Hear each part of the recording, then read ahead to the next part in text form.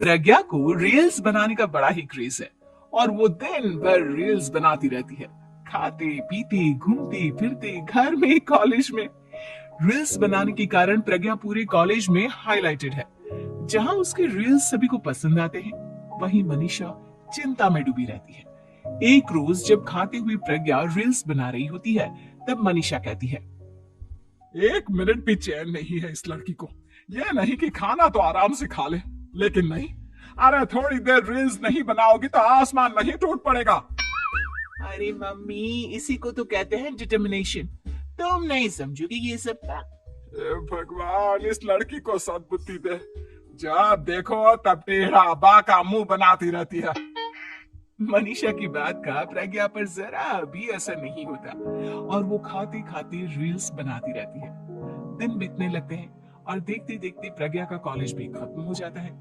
आए दिन कोई ना कोई मनीषा को प्रज्ञा की शादी करवाने का सुझाव दे जाता है।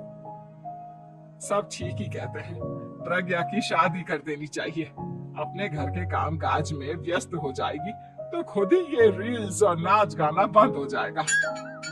मनीषा और प्रेम प्रज्ञा के लिए एक अच्छा लड़का ढूंढने लगते हैं और तभी विकी का रिश्ता प्रज्ञा के लिए आता है, जिसने प्रज्ञा को उसकी रील्स देखकर पसंद कर लिया था। अगले दिन विकी अपने माता पिता के साथ प्रज्ञा के घर पहुंच जाता है और प्रज्ञा साड़ी पहने हाथों में चाय की ट्रे लिए उनके सामने आती है।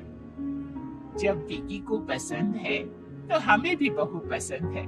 बहन जी, आप बारात की तैयारी कीजिए। और शादी के दिन भी प्रज्ञा रील्स बनाने से चूकती नहीं, यहाँ तक कि बारात के समय भी नाचते हुए रील्स बनाती है। सभी लोग प्रज्ञा की तारीफ के फूल बांट देते हैं और प्रज्ञा नाचती गाती अपने ससुराल चली जाती है।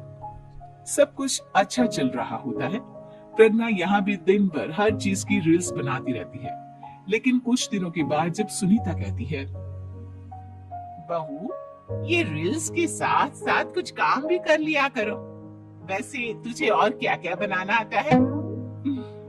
मम्मी जी, वैसे तो सब कहते हैं कि मैं सब कुछ अच्छा बनाती हूँ, लेकिन मुझे लगता है कि मैगी अच्छा बना लेती हूँ, हाँ, कॉफी भी अच्छा बना लेती हूँ और मुंह तो सबसे अच्छा बना लेती हूँ।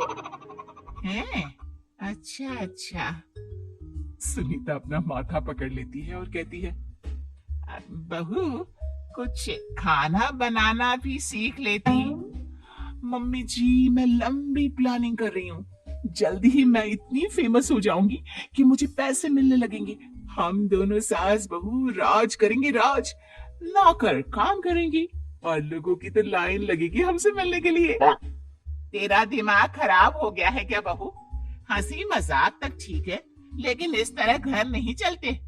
जितना जल्दी हो इस घर के तौर तरीकों को सीख लो। प्रज्ञा मुंह घुमाकर चली जाती है और तुरंत उसी वक्त एक रील बनाती है। ये देख सुनीता का गुस्सा 7वें आसमान पर चला जाता है और विकी के घर आती ही सुनीता उसे सब कुछ बताती है। विकी भी अब प्रज्ञा की इन हरकतों से परेशान हो जाता है। तुम टेंशन मत लो मम्मा, मैं देख लूंगा।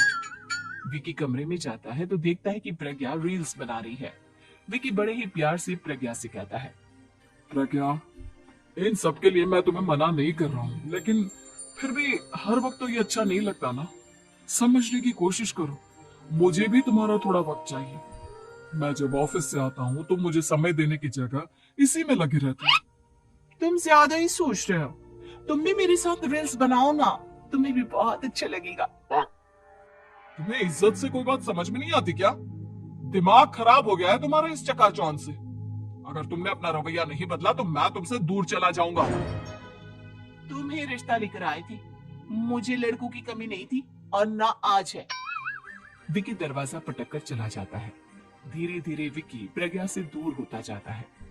एक रोज मनीषा प्रज्ञा के ससुराल उससे मिलने जाती है। तब सुनीता उससे कहती है, बहन जी, अब आई है तो कुछ दिन यहाँ रहकर जाइएगा, आप ही का घर है। हाँ मम्मी, बहुत दिन हो गए तुम्हारे साथ एक भी रील नहीं बनाई मैंने। प्रज्ञा तुरंत अपने फोन में रील्स ऑन कर लेती है। ये सब मुझसे नहीं होगा। तेरा ये भूत अभी तक नहीं उतरा क्या? बहन जी आप कुछ कहती नहीं क्या इसे?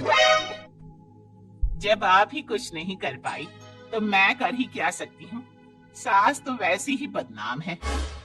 शाम को घर की लाइट चली जाती है और मनीषा प्रज्ञा से कहती है, मेरे घुटनों में बहुत दर्द हो रहा है, तू लाइट का कुछ इंतजाम करना बेटा।